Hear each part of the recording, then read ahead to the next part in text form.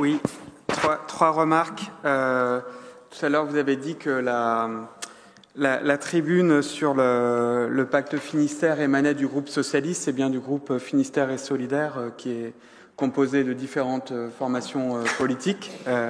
Pardon, Parti socialiste, pour Parti communiste et beaucoup de conseillers départementaux qui sont simplement divers gauche. Je pense qu'il faut le rappeler.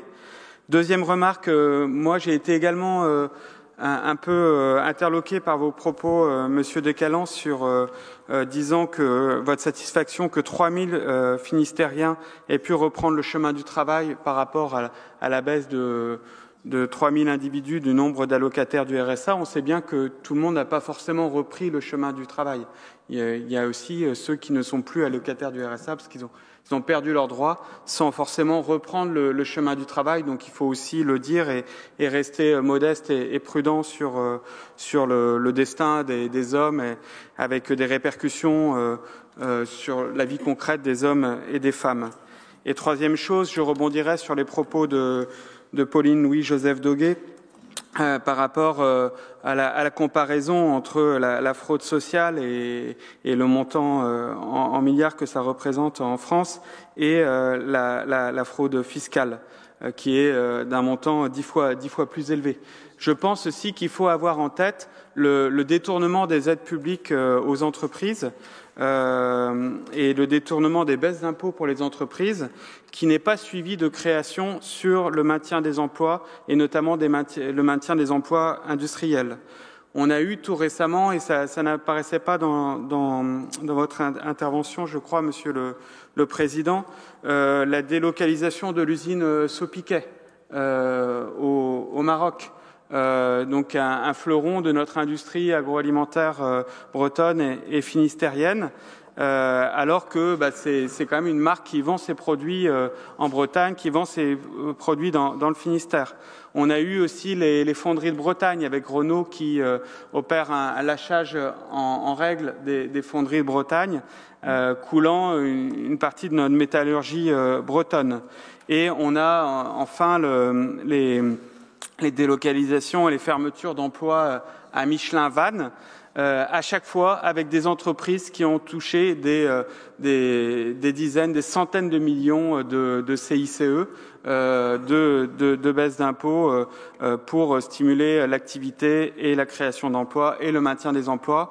Et il n'y a aucune garantie sur ces aides publiques aux entreprises et des licenciements boursiers qui continuent.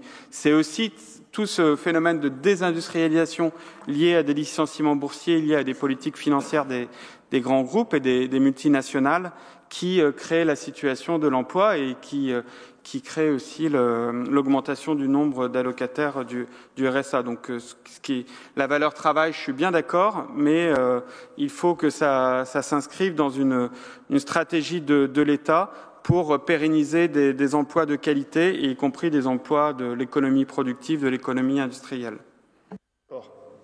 Oui, très rapidement, Monsieur le Président, je salue votre exercice que vous allez faire à présent pour bien comprendre le fonctionnement de notre groupe et l'équilibre politique. C'est vrai qu'on ne pourrait pas dire la même chose de la majorité départementale, si c'est LR, si c'est LREM, si c'est le MoDem, si c'est Horizon. Ça change de nom, ça change de position tout au long du mandat. Au moins, on a le mérite de la cohérence depuis les élections départementales de 2021.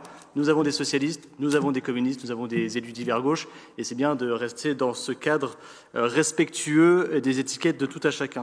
Très rapidement sur les réponses que vous avez pu faire aux différentes questions, ne nous trompons pas de débat une fois de plus sur les compétences obligatoires ou non obligatoires. On ne dit pas qu'il faut arrêter toutes les dépenses dans les compétences non obligatoires.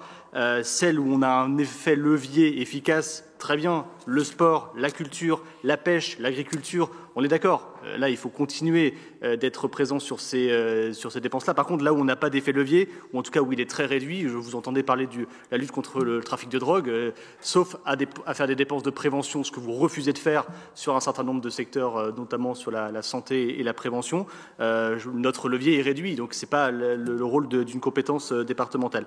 Sur l'hélicoptère, on ne va pas refaire le débat, mais la sécurité civile, oui, c'est une compétence régalienne de l'État. Vous y contribuez. Si un jour la situation de la santé ou du Centre-Bretagne en termes d'accès aux urgences est réduite, est-ce que vous allez financer Tonnerre 29 ou Dragon 29 pour aller chercher des personnes qui sont en situation d'urgence? Je ne pense pas, parce que c'est une compétence qui aujourd'hui est assurée à 100% par l'État. Sur le médico-social, je note, vous dites que vous allez soutenir le secteur associatif non lucratif, très bien. Est-ce que vous allez faire barrage du coup au privé lucratif? C'est-à-dire, est-ce qu'aucune subvention départementale va être attribuée à aucune structure du secteur privé lucratif dans les prochaines délibérations? Jusqu'à présent, ce n'était pas forcément le cas. Et puis, je pense que ce qui est attendu par les associations du médico-social, c'est aussi de valoriser l'intérêt des associations dans le département du Finistère, valoriser les métiers, valoriser le modèle associatif qui existe depuis de nombreuses années dans notre département.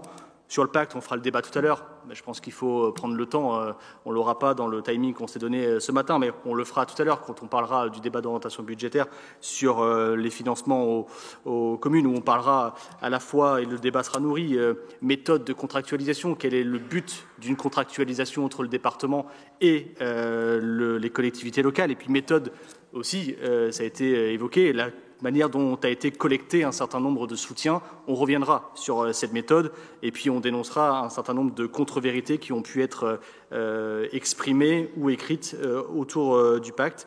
On y reviendra tout à l'heure. Et enfin, la bulle d'air que j'évoquais, ou que vous évoquez, la situation budgétaire du début de mandat, où on a sur les courbes cette bulle d'air, capacité en tout cas à agir. Oui, c'était conjoncturel, vous l'avez dit, on le disait tous, c'était conjoncturel. Vous avez engagé un certain nombre d'économies, peut-être pas autant que ce que vous aviez promis pendant la campagne électorale, mais vous avez engagé un certain nombre d'économies à ce moment-là. Mais vous oubliez de dire aussi, si on a réussi à agir dès 2021 comme on agit aujourd'hui, il y a cette bulle d'air et il y a aussi une gestion du passé qui existait, ne vous en déplaise, Monsieur le Président, qui a aussi donné cette capacité à agir, puisque, et on le voit sur vos documents du débat d'orientation budgétaire, notamment sur la courbe de désendettement de notre collectivité, oui, le désendettement de cette collectivité avait commencé avant que vous arriviez, et puis il y avait une gestion saine qui vous a donné, en plus de cette bulle, une capacité à agir. Mais je retiens ce que dit Gilles Mounier, regardons devant, avançons et ne regardons pas derrière. Je vous remercie.